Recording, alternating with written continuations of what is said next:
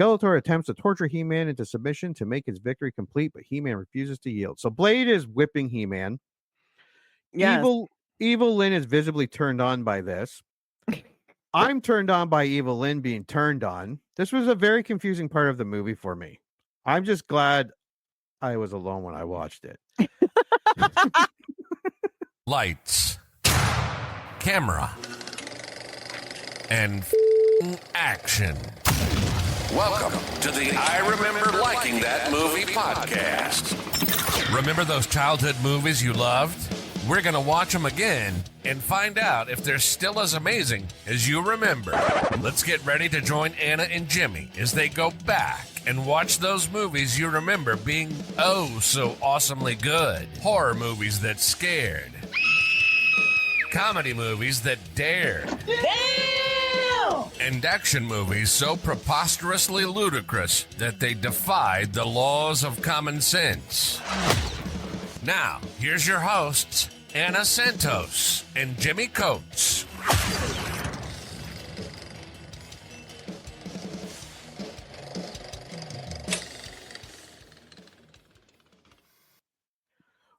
Welcome to the I Remember Liking That Movie podcast preview of 1987's Masters of the Universe.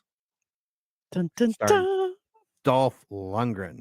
And I did not realize what is his name. Give me 1 second here. Oh, first off, I'm sure we talked about this before the preview, but did you watch the cartoon when you were a kid? Oh, God, yeah. Yeah. So much.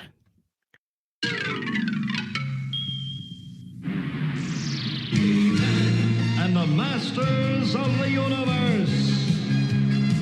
I am Adam, Prince of Eternia and defender of the secrets of Castle Grayskull. This is Cringer, my fearless friend. Not only did I watch a cartoon, but I had the toys too. I always wanted the toys. Yeah, and I have awesome. come this close from buying them now. Like I've come real close to just like buying the toys now and just like fulfilling that childhood dream. I get it. Yeah. Frank Langella? Yes. Yes. One of the best Draculas, but he has done so many. Like he is such a good actor. He plays Skeletor. Yep. And what do you remember about this movie? I remember almost nothing about it. Oh, okay. I can tell you right now, I probably saw it a max of like 3 times, all in the early 90s. So it's really, I remember being like cheesy and bad. Like that's what I remember it being cheesy and bad. And I remember thinking to myself the second and third time that I watched it, why am I watching this again? But I also felt like it was very almost comforting. Because it is from like hardcore childhood. Like you're just like He-Man was the shit. Oh yeah. As was She-Ra. Oh my God. Yeah. Oh my God. Everybody was into it. And the cartoon was amazing. And then they did the movie. And then you were like, why did you do the movie? But the movie is wonderfully cheesy and kind of like funny still, but it's also a little cringy and bad. But I mean, I remember the feelings I had about this movie. Ask me about anything that happens in it. Not a chance. I remember it being fun, and I remember it being kind of cheesy, but better than I thought it was going to be. Well, that might not be true. When I first saw this, I didn't go to the theaters or anything to see this. This would have been a rental or on TV. And I think at the beginning, I remember it being cool. Then I remember seeing it again in the 90s. I probably saw quite a few times in the late 80s. Then again, sometime mid 90s, and it was cheesy, but fun cheesy, like fun. Yeah. Well, it's directed by Gary Goddard, who also did Captain Power and the Soldiers of the Future. I had those toys. I did not have those. No.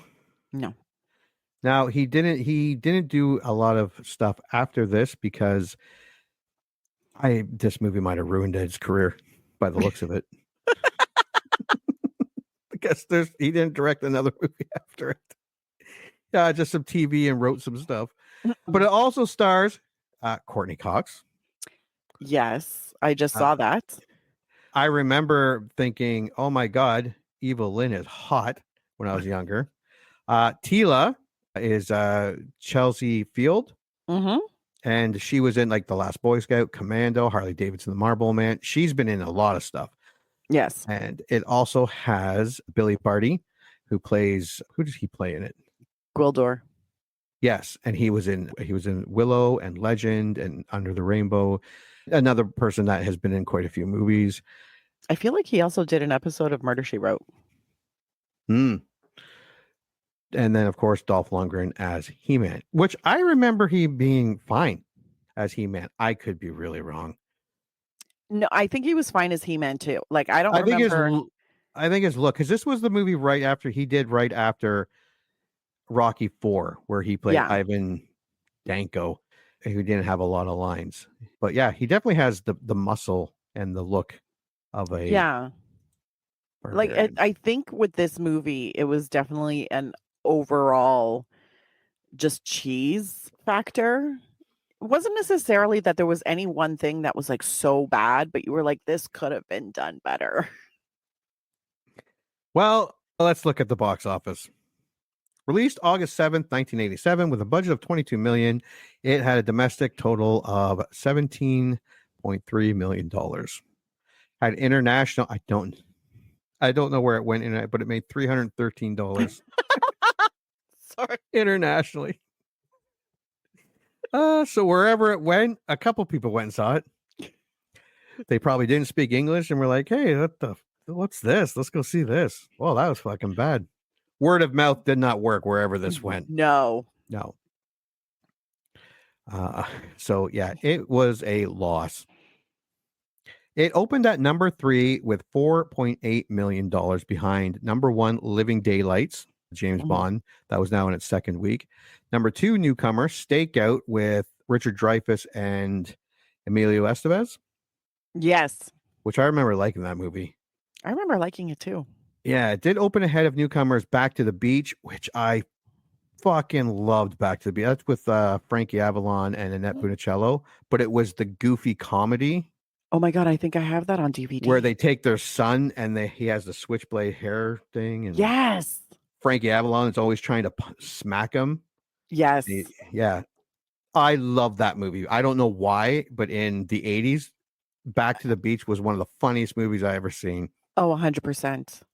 That's one we should watch. Who's That Girl with Madonna? Oh, I remember that movie.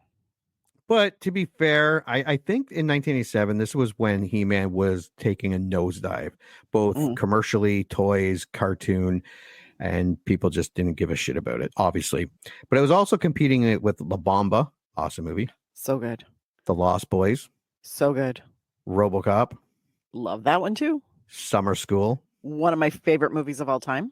Yes. And the following week, it dropped to 6th place as new end of summer movies, Can't Buy Me Love. Also great. And No Way Out. I don't remember. That's Kevin Costner. And I think it's one where he's being accused of being a Russian spy. I don't think I've seen that. I kind of remember it, but I think it's really good. Huh. Maybe I'll watch it. Those came out, but it was still ahead of newcomers Disorderlies. That was the Fat Boys movie, one and only movie. Oh, shit. Where they play the orderlies. And Monster Squad, one of my favorite childhood movies of all time. I don't remember that one. That's the one. It's kind of like Goonies meets Dracula, Werewolf, and Frankenstein. I don't think I've seen that. Oh, we should definitely watch that movie. Okay. So I won't watch it before we do a podcast for it. In its third weekend, as Born in East LA with Cheech Marin and Dirty Dancing was released, Master of the Universe dropped to 10th place. By the fourth weekend of release, it had lost almost all its theater counts. It did stay in a handful of theaters for another 18 weeks. Sweet, with his co-author and nephew David Wecker, details the creation of Masters of the Universe toy line, its rise to the immense popularity and dizzying crash. So profits fell from a peak of $400 million in the U.S. sales alone in 1986 to a mere $7 million in 1987. Yeah, the problem is that they wrote this movie and made this movie when it was at its peak. And by the time it came out, and released it when it had already dropped in popularity. Yeah, because if toy sales are at 400 million in 86, and this came out when toy sales are at 7 million. Yeah. You just lost everybody. If it came out a year earlier, this movie might have done better. Oh, definitely. And it would have made at least $320 internationally. Yeah. There would have been one more ticket sale. One more Mexican or Peruvian or Croatian, someone, wherever it was released international, where it made $312. I would love to know where that was. I want to know where too. If anyone can tell us where this aired internationally, we would love to know. Thank you. Yeah. All right, let's go to the tale of the tape. August 7th, 1987. It is considered a fantasy, rated PG, and comes in at an hour and 45 minutes. That feels like a lot of movie. Yeah. Taglines. From a distant galaxy, they have come to Earth. That's shitty. That's fucking stupid. Who came to Earth? He-Man? Uh-huh. A battle fought in the stars now comes to Earth. Okay, that's a better one. The punctuation is all fucked up. Yes. And I just copy and paste their... Yeah, I know it's not your fault. The live action motion picture. That's not a fucking tagline. Only the universe could hold adventure this big. That's a tagline. That's a good tagline. Yeah. That's it. That was the one. Yeah. When the evil Skeletor, Frank Langella, am I pronouncing that right? It feels right. Yes. Langella. Finds a mysterious power called the Cosmic Key. He becomes nearly invincible. However, courageous warrior He-Man, Dolph Lungren, locates inventor Gwildor, Billy Barty, who created the key and has another version of it. During a battle, one of the keys is transported to Earth, where it is found by teenagers Julie, Courtney Cox, and Kevin, Robert Duncan McNeil. That name sounds familiar too. Star Trek Voyager. Yes, correct. The guy who flies it. Yes. On Paris. That's yeah, I knew the name sounded familiar. Such a nerd. Now both He-Man and Skeletor forces arrive on Earth searching for the potent weapon. See, even as a kid, when I watched this, it wouldn't have been in 87. It would have been, I don't know when, but even though I wouldn't have been into He-Man by then, this still would have looked cool or sound cool at least.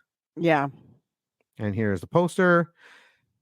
Yeah, a battle fought in the stars now comes to Earth. Dolph Lundgren, Frank Langella, Master of the Universe, and then it has Skeletor's head above, and then below is He-Man, and then the two teenagers, in the city skyline, the two teenagers holding the key. It's okay. It's not bad. Yeah, it's all right. It's not great, but it's not bad. Yeah. All right, let's go to Rotten Tomatoes. 28 critic reviews. This movie comes in at 21%. It's not great. No. 25,000 audience reviews comes in at 41%. A 20% difference, but yeah. Critic consensus is Masters of the Universe is a slapdash adaptation of He-Man mythos that can't overcome its cynical lack of raison d'etre. Raison d'etre. What a dick. No matter how admirably Frank Langella throws himself into the role of Skeletor, that I remember. I remember thinking Skeletor was freaking cool. Kind of hard. I could have been just not be cool. A dumb kid, so who knows? All right, you may start with the fresh. I am ready. Sitting somewhere tonally between Star Wars and Flash Gordon, Masters of the Universe demands to be taken on its own terms and remains an enjoyably kitschy lark throughout. Josh Winning, Radio Times 3 out of 5. Not Kishi. When we did Toy Soldiers, I could call it quiche with like ham and cheese in a pie crust. Sure, Masters of the Universe is a movie based on a TV series that was developed to sell war toys to children, but it's a whole lot more. This is pyrotechnical submerged sexuality at its intergalactic best. Betsy Pissick, Washington Blade. Submerged sexuality. Okay, Betsy, don't promise me sexuality and then I'm going to watch He-Man and I'm going to be like, where's the sexuality? Is it just because a lot of people are not wearing pants? Like, is Oh, that it? could have been it because he's got big oily muscles and stuff. Yeah. Yeah, but I mean, I think Betsy is just living in the gutter. I think she And just like, yeah. this doesn't sound super positive. I think she watched a way different movie than we are about to. Or She took watched the it a porn different. version. Yeah. Been there. Go ahead. Everyone knows how the battles will turn out. It's what's between them that raises Masters of the Universe ever so slightly above the mediocre. Johanna Steinmetz, Chicago Tribune, 2.5 out of 4. Jesus Christ. Even the good reviews aren't that great. No, they're not. Slightly above mediocre. It is by no means a masterpiece, but it still possesses some keen schlock value for fans of 80s cinema. Felix Vasquez Jr., cinema crazed. That's the closest thing to great. Godard does a good job of bringing the characters to life. A treat for the fans. Caffeinated Clint, movie hole, 3 out of 5. That's it. All right. I will start with the rotten. A derivative mad splice of Back to the Future prom anxiety and Terminator's time jumps with added 80s garnish. What the fuck does that? Eddie Harrison, filmauthority.com, 1 out of 5. Whatever that means. I am trying not so hard good. to put those words together and put together like an image or a vibe for that, and I can't. Back to the Future prom anxiety probably means the teens. Terminator time jumps means the bad guys coming back. And then 80s garnish just means everything. It's all 80s stuff around it. And then it's all derivative. But it's not good. Not in a good way. Out of 1 out of 5. Yeah. Interesting. If not for the superb villainy of Frank Langella, who plays the evil Skeletor, Masters of the Universe would be as barren as an asteroid. Roger Hurlburt, South Florida's Sun Sentinel. With Masters of the Universe, the latest numbskull entertainment from the creators of Castle Grayskull, He-Man makes the transition from animation to live action. Taking a live actor along for the ride might have helped. Burn, Dolph Lundgren. Desmond Ryan, Philadelphia Inquirer, 1 out of 4. Harsh. It is exceedingly difficult to make convincing live action versions of cult cartoon strips, and this big screen version of the momentarily popular TV series is one of the least successful attempts. David Parkinson, Radio Times, 2 out of 5. Wow. Yeah. Harsh. Little kids at play have come up with craftier plots, better characterization, and convincingly more spectacular effects, provided their mothers let them play with matches. Rita Kempley, Washington Post. That was kind of good, though. Oh, that's a good one. The first film to be based on a line of toys, this might not be the last, but it'd take something awful to replace it as the worst. William Thomas, Empire Magazine, 1 out of 5. Wow. It's not bold. Damn. Does not bode well. No. If nothing else, we can probably thank Lundgren for ensuring that there will be no more Rambo movies in the near future because he has obviously depleted the world's supply of body grease. Bob Morris, Orlando Sentinel. I'm guessing he looks greasy. Oh boy, they lubed him up for this one. IMDb, the voice of reason. Nope, 45,000 user ratings, 5.4 out of 10. Kind of a little over 50-50. Wow. Slightly above mediocre. You may start. Amazing movie for us kids in the 1980s. 10 out of 10, Red Line, 0007. Now, I'm not total movie buff. Oh, okay, yeah, like I said, I just copy and paste. But I know what I likes, and I likes this. 9 out of 10, Patty 0192. The second most wonderfully cheesy movie of all time. FYI, Flash Gordon, 1980, is the cheesiest. 8 out of 10, Bowman Blue.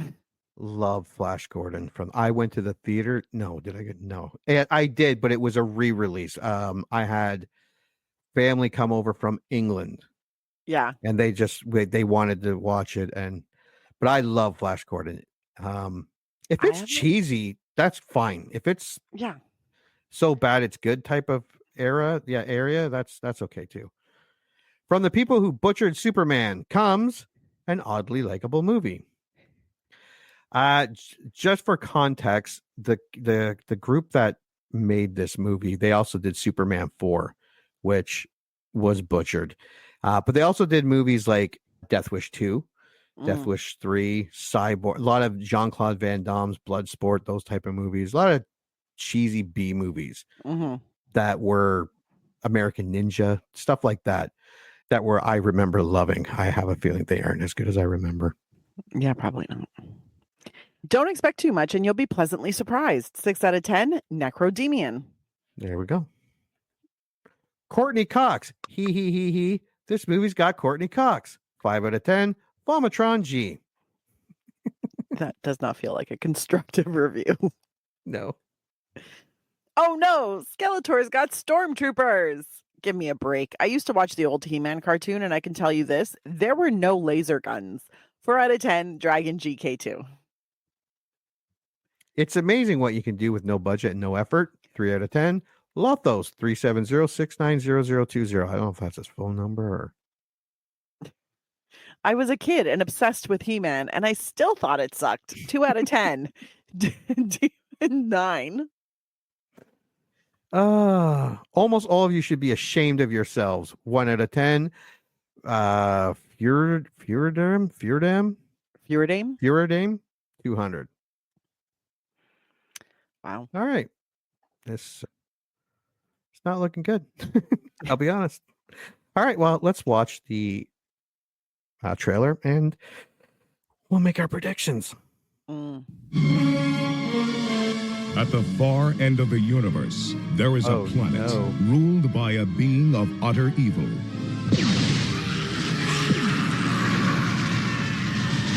And there is only one man who dares challenge him. They are locked in a battle to the death. A battle that will take them across the heavens. Stop him! A battle that will finally be fought. I want them hunted down and brought to me! Across the face. Police! Nobody move! Of Earth.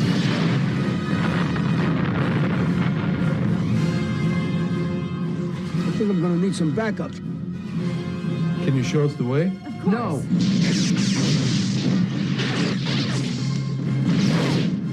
Somebody help me!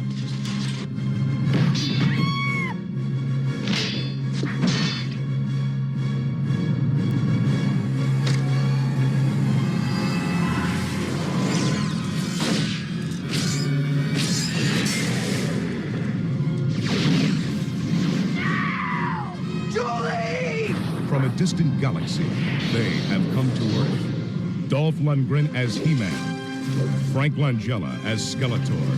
Only they have the powers to be masters of the universe. Live the adventure.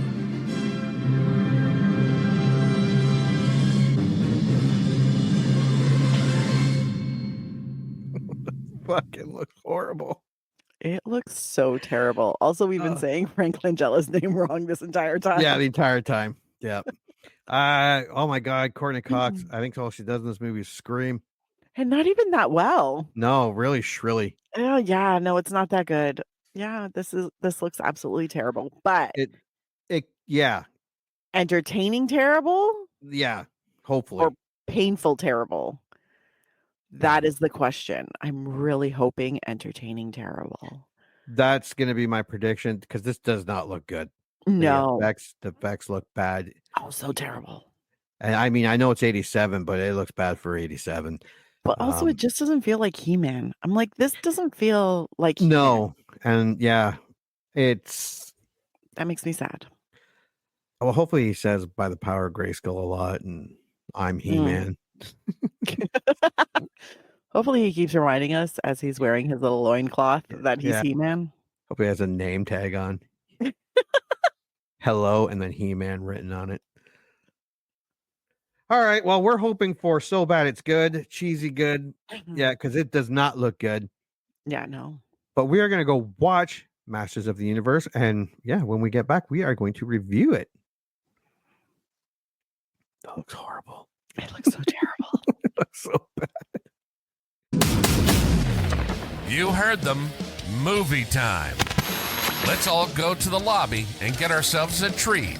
And then watch a classic kick-ass movie from whenever the one we're about to watch was made.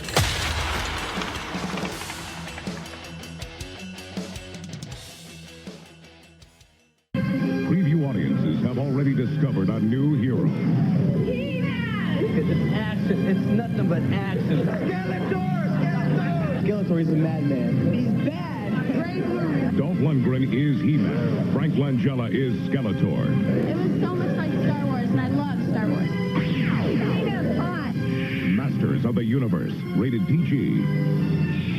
Starts tomorrow at theaters everywhere. What the fuck was that?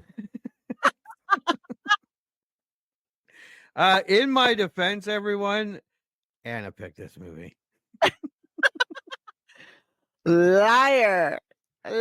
Honestly, though, I spent so much of the movie going, no wonder I remembered none of it. No wonder I blocked this out. The weird thing is, though, it was super reminiscent of the cartoon. Like, it felt very cartoony. Cartoony, yeah. Yeah. So I was like, did they also, every single creature really felt like a life-size toy. Yeah. Yeah. And I was like, this, but it felt weird because I'm like, you're trying to tell me this is a real ass like movie with real ass people. And it feels like you literally just made like a cartoon, but just this movie is special.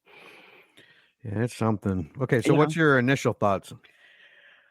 Okay, my initial thoughts. This is an incredibly overly melodramatic, over the top, badly written, ridiculous movie. And kudos, you're muted. Special kudos to the writer, director, possibly even the producer for giving Dolph Lundgren the least amount of lines they could possibly give. I think that was on purpose. I think like the man never talks. I think that was an executive decision because when he did talk, it was like, oh, jeez. I had no idea. I Wow. was like, I thought he had like an accent, and I was like, I'm not getting accents. But every time he spoke, he had a different accent, and I was Actually, like, I don't know what's it going comes on. up in trivia. Oh, fantastic! Yeah. Actually, there's a couple good trivia ones. One, until I read the trivia, I was familiar with the actor. Yeah. But I didn't realize, and then we'll get to that. My initial thoughts is I'm not sure what I just watched. I mean, I know what I just watched. And if you're listening and saying to yourself, I remember being it pretty good, you are wrong, sir. Or ma'am, whatever. If you're listening to this and saying to yourself, I remember it being pretty bad. Oh no. It's much worse than you remember. I promise you. It is so bad. Gentle people of the world, this was terrible. God. All right. Well, let's go through the movie. Okay. There's more than one spot to pinpoint where it all went horribly fucking wrong. But anyways, all right. On the planet Eternia, the warlord Skeletor seizes control of Castle Grayskull, the center of power in the universe. So they had this big voiceover prologue where the sorceress is the keeper of the power and He-Man keeps the power and evil at bay. Then the opening of Superman plays. Yes. That's the music. Sounded exactly like Superman. Like they didn't even try to hide it, change it, or alter it. Honestly, I was listening to it and I was like, did they copy this? Well, they bought the rights to Superman because they made Superman 4. Yeah. So I'm like, they're like, well, why? No, but the music, they would have a separate rights agreement with the movie. Yeah, you would think. But you don't buy the rights to the music independently unless that's what they did. So what they would have to do is change it just enough so that it no longer qualifies, but they still have to pay the composer. It's like a whole thing, and it's way more work than it's worth. Yeah, because I'm sure someone said like something like, this sounds a lot like Superman. And they're like, oh, do you have the extra money to hire an Honestly, orchestra? If this was a blockbuster hit, like international, worldwide, I guarantee you there would have been a lawsuit. Yeah, probably. From the composer. But the composer's like, I'm not going to admit that that's me. So we're going to keep it real quiet. And as we saw back on Box Office, this was not a hit. It was not. And now we know why. Okay. And then after all of this, we cut to He-Man and the Sorceress having completely failed. So it's this big whole talk about they're the power, they keep evil at bay, they're here, and then they lost whatever just happened. Stormtroopers on loan from the Empire and Darth Vader, because this is the 80s and we acknowledge the original trilogy, not the current fuck that is Star Wars. Thank you, Kathleen Kennedy, for ruining my childhood. Put a tick in it, make her gay. Yes, Miss Kennedy, some of the execs are just expressing that maybe... Well, that maybe we should go a different route than we did with Indiana Jones. Fuck Indiana Jones, put a tick in it and make her name it gay. Yeah, and it's... Never mind. Because as horrible as this movie is, if Kathleen Kennedy got her hands on it, somehow it would be worse. And they have some Eternia soldiers with their arms up. Mm-hmm. Same 4 soldiers used in every shot throughout the entire movie. Correct. Even if they come back days later, it's still those same 4 soldiers. Correct. Their hands like those arms must be killing them. That's how they save money on the budget, because they blew it everywhere else. So they were like, we can only have 4 soldiers. 4, that's it. And the robots, the stormtroopers are supposed to be robots. Are they? Yes. Even though I've seen some eyes, I saw some eyes in those, like some eyes peeping out from their helmets. Mattel had a thing where He-Man is not to kill anybody.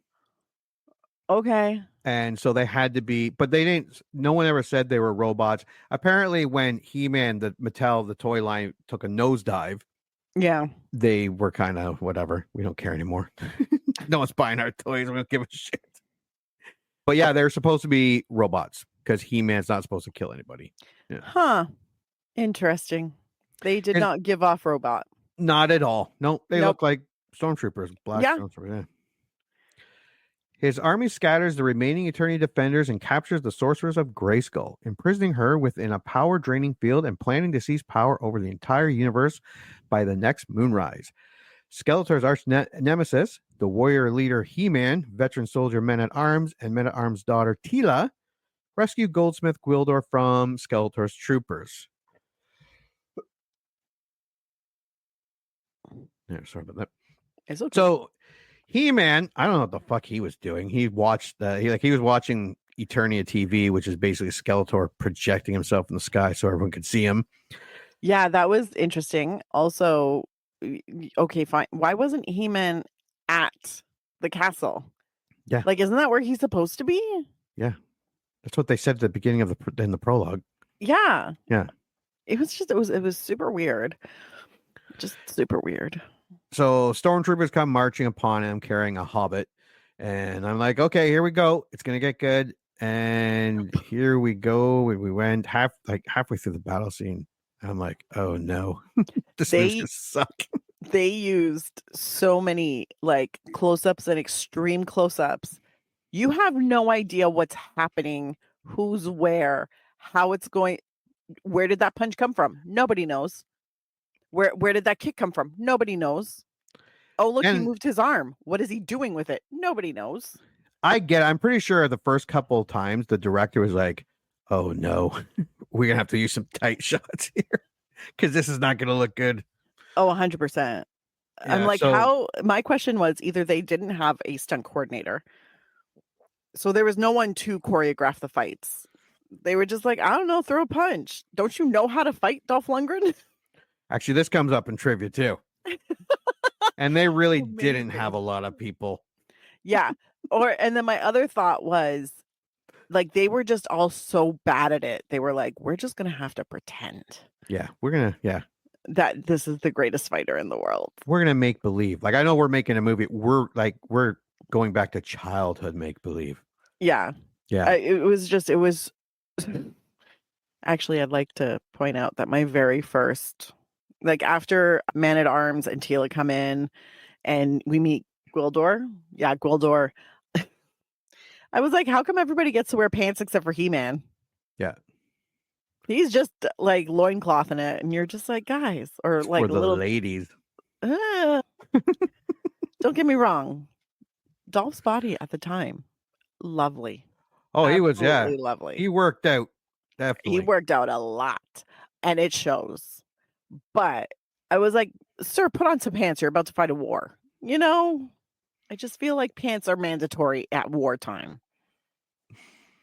Gwildor invented a cosmic key that can open a portal to anywhere by utilizing musical notes. The device was stolen by Skeletor's second in command, Evil-Lyn, allowing Skeletor to breach Castle Grayskull. And they did an okay job explaining this part. And I will say that was a fantastic fucking set piece. Mm-hmm. The Castle Grayskull with all the statues and the skulls. Yes. That was a great set. It was a fantastic set. Yeah. All the rest of the stuff you fucking did that sucks. With Gwildor's remaining prototype of the key, He-Man and his friends travel to the castle.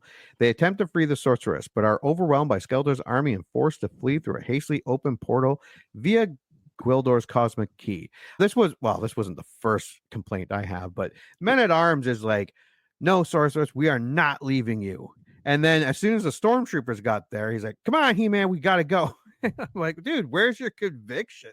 There is no conviction. There is no conviction because they didn't actually create characters for anybody.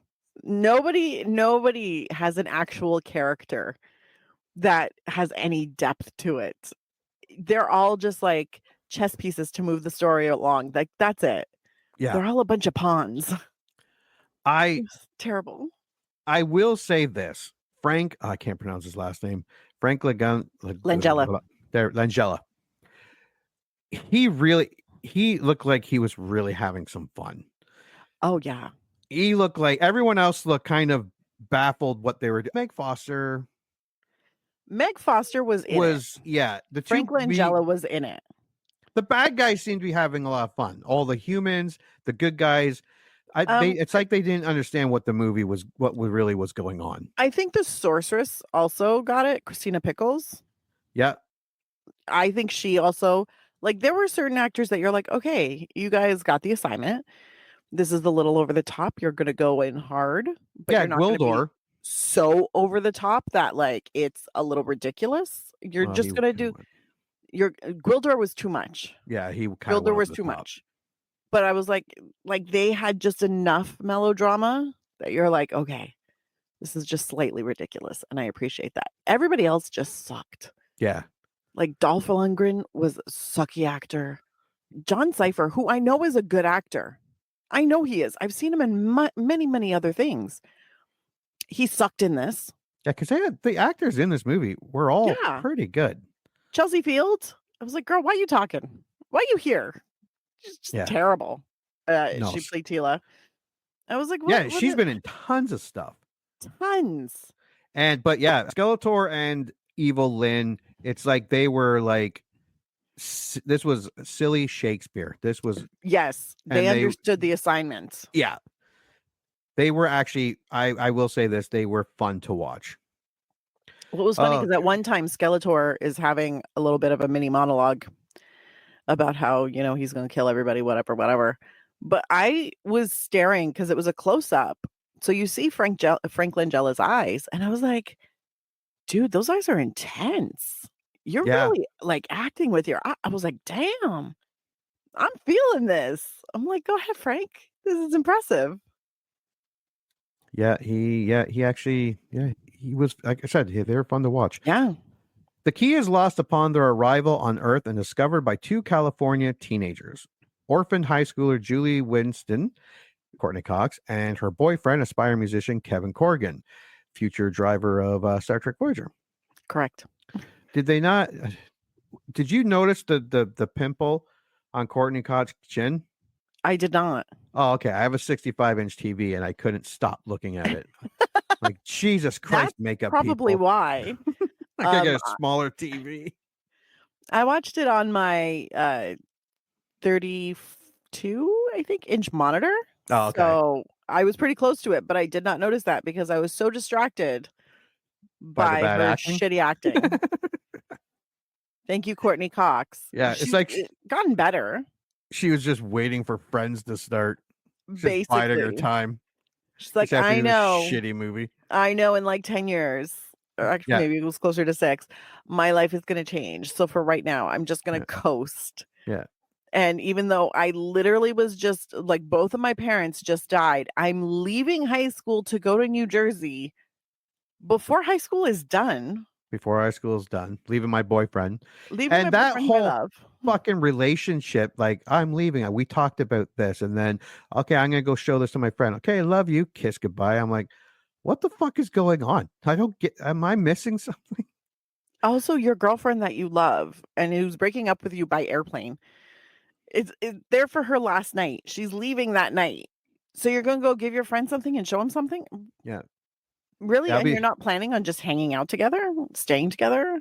Yeah, that's so dumb. I'll be back in 15 minutes. I'm like, dude, it's gonna take you 15 minutes just to get out all the way to the parking lot and whatever. While experimenting with the device, they accidentally transmit a signal. Tracking it, Evil-Lyn sends Skeletor's henchmen Sarad, Blade, Beastman, and Karg to recover the device. Mm-hmm. These guys were the makeup effects, the costumes, the bad guy, they look fine. Okay. It's what they did with them. They looked fine, but in a plastic way. Yeah. There was zero attempt at realism. So they were definitely going for like life-size toy, which I get, but it added another level of almost impossibility to the movie. Yeah. I'm just like, yeah, because if you're listening, you remember playing with the toys. Their arms only went up and down. Mm-hmm. Their legs only, and that's kind of how the movie played like you almost played with the toys. Like there was no real like action, there was no real stunts, there was no real. It was like they were coming with it on the spot, and these actors were burdened with these costumes, and they really could not move properly, and it looked fucking horrible. Like it was a really weird. Like this movie has the weirdest vibe to it because it's cartoony. And when I say cartoony, I'm not talking about like when they did a live action version of like Disney movies. Yeah. Where like, I'm like, no, they take the feel of a cartoon and they just made it with real people. Yeah. But it still feels like it was drawn. So I was like, this is weird. And then some of the movie, like it just kind of felt really weird and disjointed and just off. And I was like, this is really reminding me of Spaceballs. Because even though I love Spaceballs, it very much has like this scene is a gag, this scene is a gag, this scene is a gag. Love it, entertaining. Very fake, very cartoonish. Yes. So that's what this, I was like, if Mel Brooks did He-Man, this is what we'd get. It'd be pretty close to this. Yeah, it'd be a lot funnier. It'd in be like a lot ha-ha funnier. way. Not in like, oh my God, this sucks kind of way. But yeah, once the villains show up and they go to fight He-Man and track him down, more shitty fight scenes where there are too many close-ups, where you don't know who's hitting who or where the hit is coming from or how the fight is working. Like it's just it's so weird. Well, they have like the Blade guy, and he's like, oh, I've been waiting for this He-Man, and you don't know why. This is covered in trivia. And it seems like there was a lot of backstory, and you maybe should have started the first movie a while ago, and this should have been the third movie if it ever was able to get to it, because it's just going on a lot of assumptions. There's a whole lot of I don't know why. Yeah. I don't know why these guys hate He-Man. I don't know why. Like, I know why Skeletor's doing it. He wants power. Cool. But why is He-Man not at the castle? Why are these guys like, why do they have like a like visceral reaction to He-Man? Why is there a vendetta? Why does the Beast, when they fail, try to beg forgiveness by like holding Skeletor's hand? Does he not speak? Is there no, like, is it just growls? Why? Give me answers instead of really shitty fight scenes. Yeah. And this movie did borrow a lot from Star Wars, from the Stormtroopers to the Empire Strikes Back has the lineup of the bounty hunters that are going after Han Solo. This movie has the bounty hunters going after He-Man, which is fine if it was good. Would have been a lot better if it was good. Yeah, exactly. Kevin believes the key to be a new Japanese synthesizer and takes it to a music store run by his friend Charlie. At the school, Skeletor's henchmen arrive through a portal and chase Julie. And Courtney Cox screams a lot in this movie. Who is rescued by He-Man while he and his companions search for the key. Yeah, so they talk about her screams. Oh God, so fake, so loud. They're horror movie screams. Yeah. I'm like, this is not you just found a dead body. This is, oh my God, somebody's trying to kill me. Very different screams. However, she uses those exact same screams in Scream every time, and it's become a hallmark of it for every movie that she does of the Scream franchise. There's always one scene where she finds a dead body and she does that scream. So when she did it in this movie, I was like, there's no dead body. Why are you screaming? No, she only has one level. One. Yeah, just one scream. That's all she can give you. And that's all she does give you. That's exactly. She's not even trying. The henchmen retreat to Grayskull, where, incensed by their failure, Skeletor kills Sarad and sends the others back to Earth with a larger force under Evil-Lyn's command. Yeah, the poor Snake dude. He didn't even say anything. Nope. He got killed. He did not get a line, but he got to wear all that makeup for like 12 hours a day, probably for 3 weeks. And Evil-Lyn had some sort of comment or opinion, so Skeletor sent her to go get the key and bring back He-Man. Yeah. Kevin returns to the school to find police investigating the damage caused by Skeletor's men and no sign of Julie. Kevin is taken to Julie's house by Lubick, a detective investigating the disturbance. I like this actor. I liked him in Back to the Future. And he played kind of the same character here. And it was a bad representation of a detective. It was terrible. Yeah, it was. That's not how they would act. Not at all. But anyways. He was unhinged. His character was unhinged. Yeah, and he had a gun. Like, don't get me wrong. I mean, that's partially the argument of everybody who wants to defund the police. But I was like, this is exceptional. Like, this is not just the regular, like, run-of-the-mill unhinged. Because you see that kind of unhinged in all the security guards, the mall security guards, who always would tell you, yeah, no, I tried to get into the police academy, but they wouldn't let me in. Yeah. I didn't pass the psych. So I'm going to come here and yell at you. Honestly, yeah. He yelling at everybody. And I'm like, sir, you get paid less than I do and I sell tea. But anyways, that's not the point. The point is that, like, it was mall security guard who didn't get into the police force unhinged. Yeah. And I was like, why is this guy so manic? There is no fucking reason. He's investigating a fire. This guy, like, Kevin literally looks at him and says, my girlfriend was here.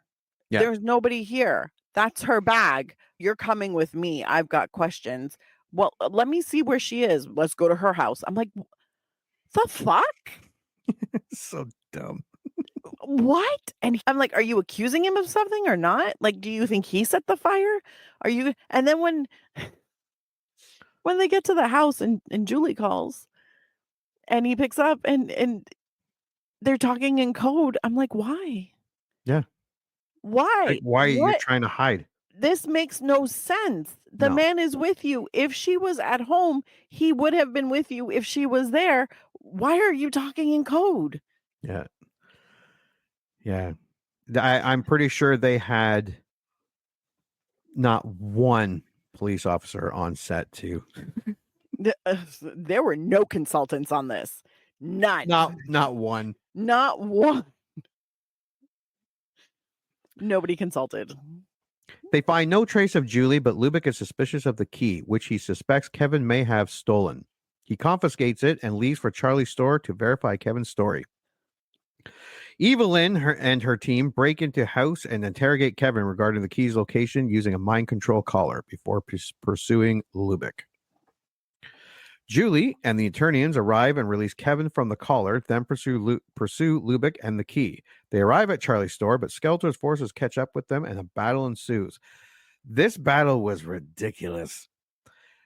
Tila takes Kevin and Charlie and Lubick and Courtney Cox to the back, and lasers are going off, but that door, the drywall, is protecting from the onslaught of laser shots. Yeah. Lasers. And much like the stormtroopers in Star Wars, these stormtroopers can't hit shit. And yeah, this was not, the battle scenes just sucked. These were not good at all. There was a lot of like random shooting. Nobody was aiming. Everybody was just standing up and like shooting everything. And I'm sitting there going, this doesn't make sense. Like nobody's even like really looking at it. Move your eyes where you want to shoot. They're just like shot. Oh, when Tila gets out there to help, and she doesn't even aim the gun. She just holds it in the middle of her stomach and shoots, and she's like hits 3 of them in a row. I'm like, damn, that's a good shot. Honestly, no consultants. No consultants. No. Okay. Evil-Lyn recovers the key and summons Skeletor to Earth.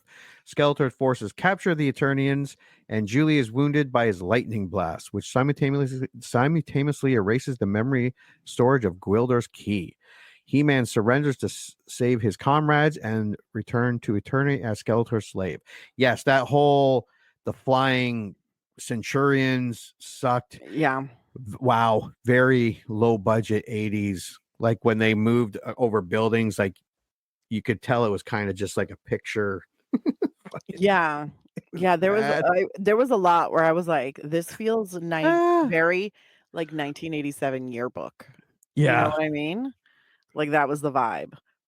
But also when they're in the back of the music store, if I'm not mistaken, that's when Evil-Lyn pretends to be the mom. And you can't be that dumb, Courtney Cox. Come on. I made a note. Okay. Because the mom shows outside the window and she's like, shh, like, don't tell them. And then she comes outside. She's like, I need that. It's very important work. We had to pretend that we died. We faked our own deaths so that we had to do this important work. And we need that thing that's inside. And just as Gwildor is like super close to like getting the notes, she like, I don't know, has some weird moment and snatches it away from him, runs it outside, gives it to Evil Mom, who then shows herself as Evil-Lyn. And then we get the dead body scream. Yeah. And she just like runs a little bit, then dead body screams again, then runs some more. And Evil-Lyn just like turns around and walks away, right? Yeah. So my note was her dead mom shows up in the middle of this fight. And she's like, yeah, for sure. This is real. Yeah. For reals. This isn't suspicious at all. This isn't suspicious at all.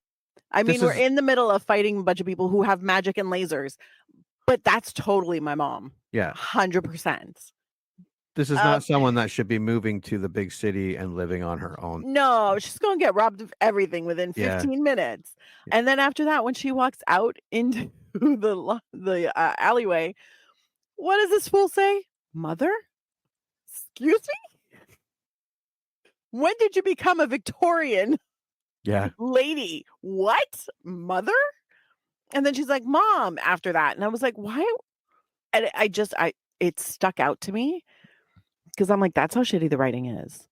This poor girl who has lost her parents in a plane crash because they went to the beach on Catalina and flew there. High privilege. Yeah. You're going to call your mom that you thought was dead mother? What? Yeah. Anyways. Yeah. You're not Norman Bates. Fucking weird, right? And didn't just fly.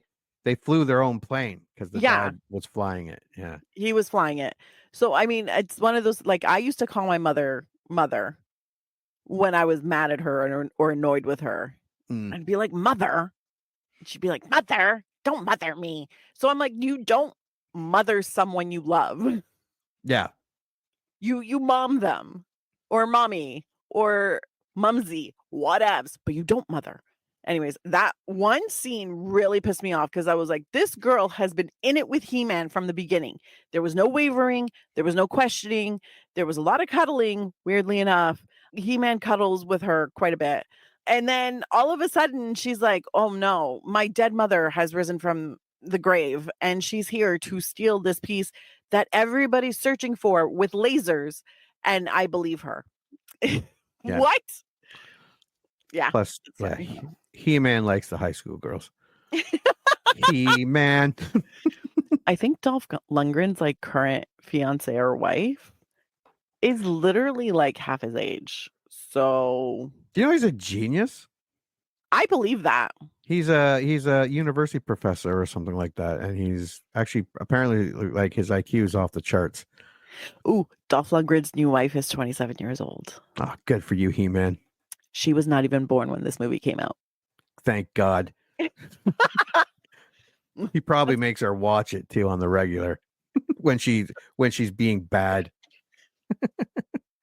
Get downstairs and watch Masters of the Universe. Oh, I'm sorry. Don't make me do it.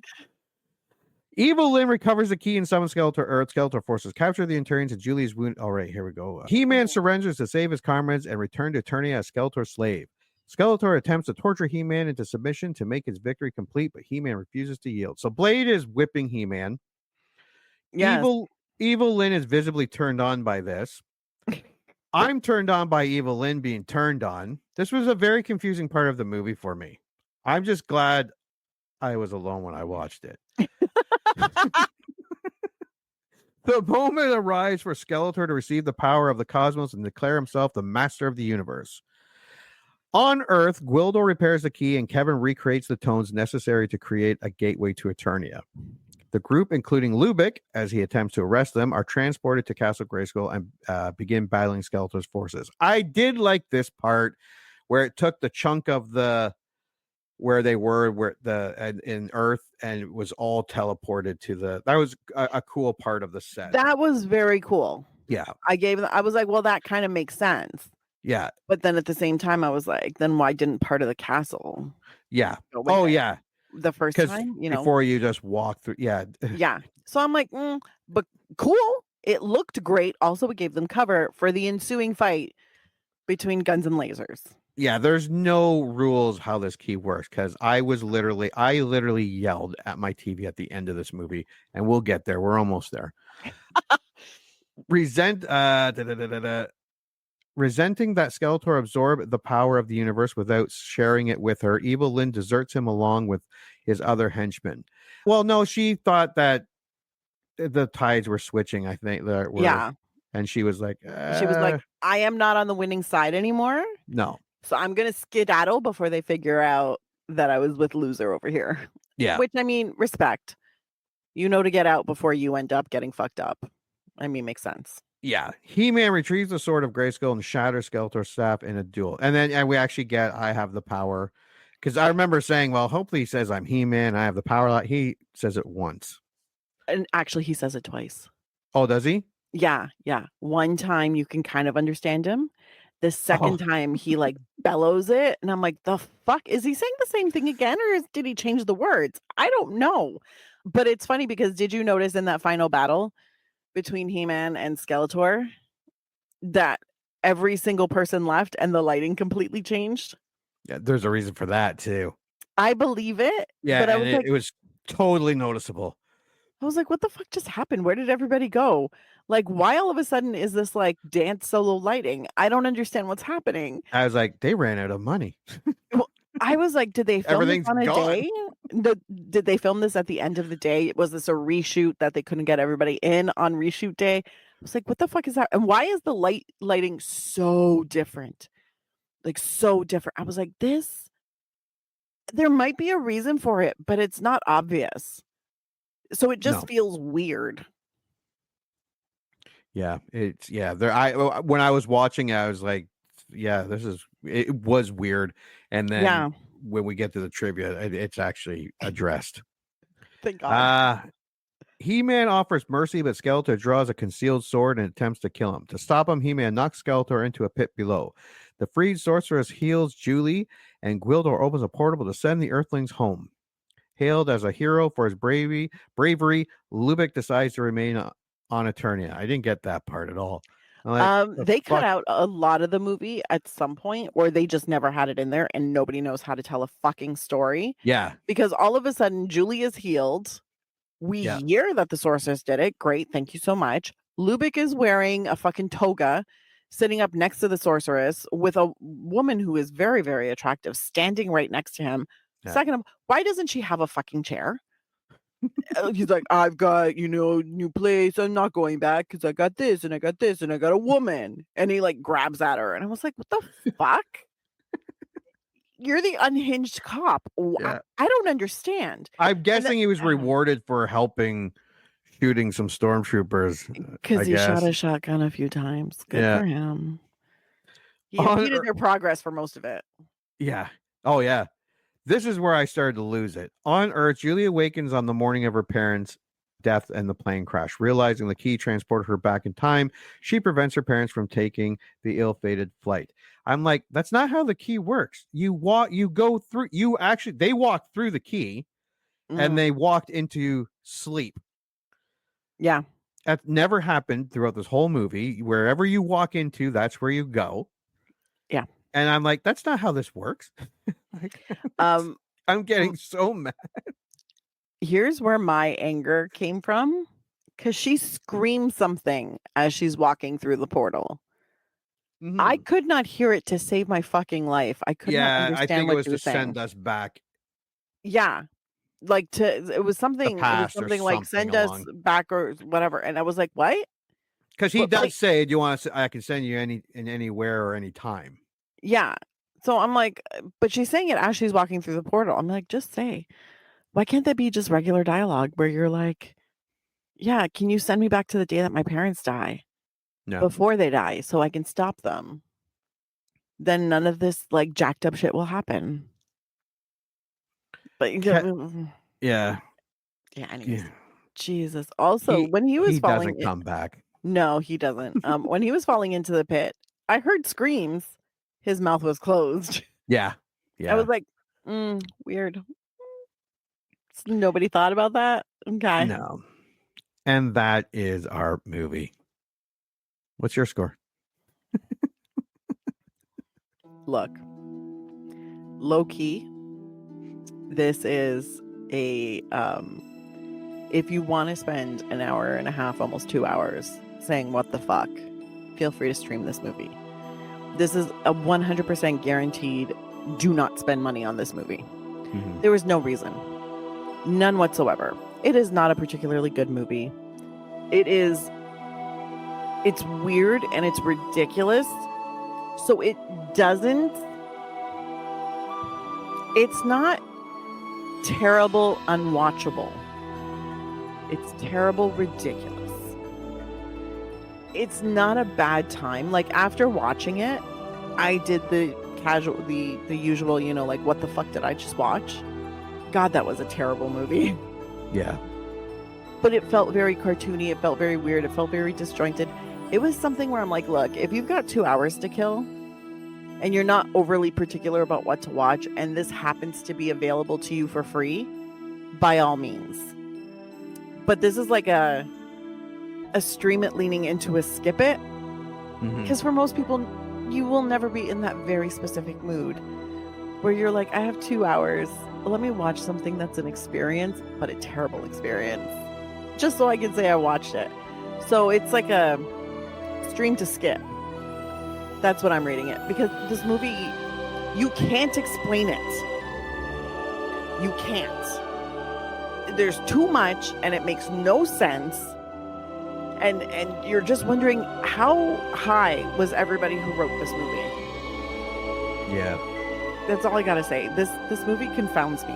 Like I am confounded. What's your score? I agree with you. This movie, I wouldn't say buy it. I wouldn't say rent it. I wouldn't say skip it. I would say stream it. This is not a movie that I can say is so bad it's good. It's not that movie. This movie is not a great movie at all. It's a bad movie. It's not well acted. It's not well paced. It's not well written. It's not well shot. There are a couple good set pieces, but a couple characters that are pretty good. But for the most part, the acting sucks. But this is a movie that is fun to shit on. And that's the only reason I would say stream it. Stream on it to complain about it. And because it reminded me nothing of He-Man. Like it was He-Man, but it didn't remind me of the cartoon. Like at the beginning of the show, we had the intro to the He-Man cartoon. As soon as I heard that Filmation and then the He-Man stuff start, that filled me with nostalgia. And the funny commercials, the shopping commercial, where they save money, but they're doing the dirty dancing. Yes. Oh my God. There's more of those. There's more of those. Skeletor's hips do not lie, my friend. There's one where it's just mostly him walking around town with kids and just blowing shit up. It was really good. Amazing. Or the Honda commercial.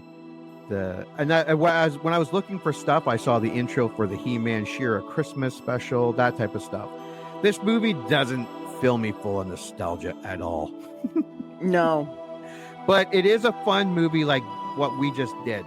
Watch it and then complain about all the shitty parts to it. That part was fun. The movie wasn't that fun to watch. It was fun to complain about. Yeah.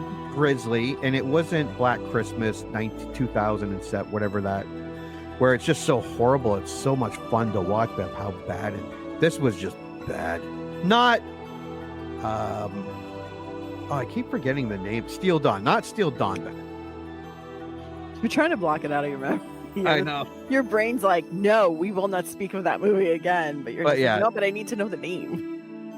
Yeah, this is not a good movie at all. But if you have friends that remember watching it and you remember, stream it. Stream the movie and then just shit on this movie.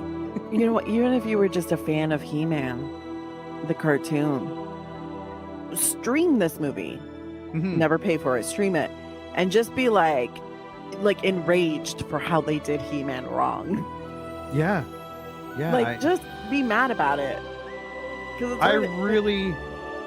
The new movie that's supposed to be coming out, I really hope they hearken more to the cartoon. Me too. And not trying to do something. I have not seen any of the new He-Man cartoons. I don't know if they're any good. I haven't watched them. But like I said, as soon as I saw that Filmation thing come on in the cartoon, I'm like, I'm going to have to look for some He-Man cartoons. I might have to order me some He-Man because I remember watching that fucking faithfully. I think it's on a streaming service, no? I don't know. He-Man? I don't know. Apple TV has it, but you got to pay to buy. Yeah. American Animated, sir. It is on. Yeah, Apple TV. $1.99 an episode. Go fuck yourself, Apple. It might be on Tubi. Tubi has G.I. Joe and Transformers. Oh, then it might be on Tubi. I'm going to tell everyone right now. He-Man. No. It's got a documentary. For anyone that's listening, if you have Netflix, they have a docuseries called The Toys That Made Us, and the He-Man documentary is astounding. It's just the amount of... Sorry, I'm just setting this up. It's okay. Apparently, they made so much money. We touched on this where the movie was coming out. It made $400 million as they were making the movie, and by the time they finished the movie, they plummeted to just making $7 million a year. Yeah, that's harsh. And the documentary covers that. They were saying they were in the rooms trying to come up with new ideas for action figures to sell, like the Stinkor, this one that if you scratch it, it has a smell. And these guys were saying we were just coming up with the stupidest ideas, and we were making these toys, and people were just buying. It is a great documentary. It's like 45 minutes long, but it's fantastic. Anything you'd like to add about Masters of the Universe 1987? No, I think I've talked about this movie enough. I have a lot of confusion towards this movie, and I'm still working through it because it's so hard when you watch a movie that's bad and you're like, this could have been good. It had the ability. Decent, yeah. Or decent. It could have been just a really good action movie. And they just fucked up everywhere. And you're just like, guys.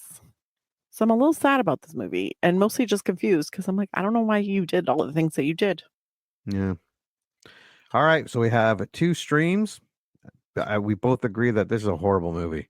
And you should not spend money on it. Yeah. And not good horrible. It's not so bad. It's good. This is just a movie that's fun to shit on because it's bad. Yeah. All right. Well, thank you for joining us to go over Masters of the Universe 1987. And until the next movie we remember liking. Congratulations. You just had one of your childhood movie memories vindicated. Or they just eviscerated it. I don't know. This is a generic one-size-fits-all type of ending to the podcast. So thank you for listening, and please join Anna and Jimmy next time for another episode of the I Remember Liking That Movie podcast. If you dare to go back and watch that movie you remember liking.